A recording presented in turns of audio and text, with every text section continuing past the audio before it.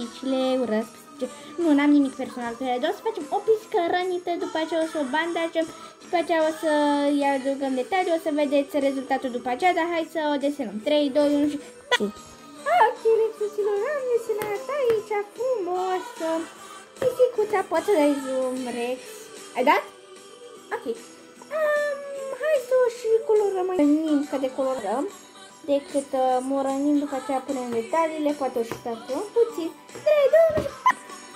Ok, uitați, dă zoom, editor! Editor, kit. Rex, ne vezi chitunite?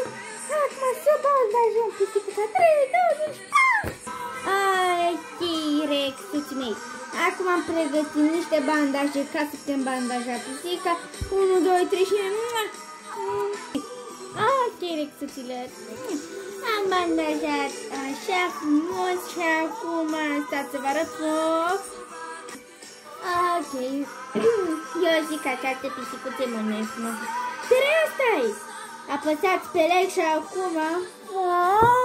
Ok, ați văzut cumva o mână, aceea nu era mâna lui Antonica, lui Danica, orice om de ați fi văzut voi vreodată, ce era o mână editată, ca să credeți acest lucru.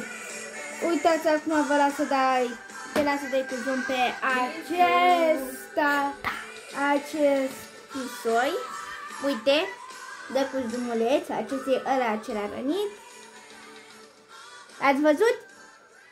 Acum, acesta e ăla anărănit.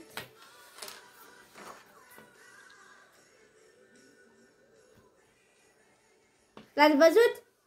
Acum vă mulțumesc din tot sufletul că ați fost alături de mine. Șleap și la greu și acum ce pot să spun, dați un like dacă vă plac pisicuțele acelea și pa!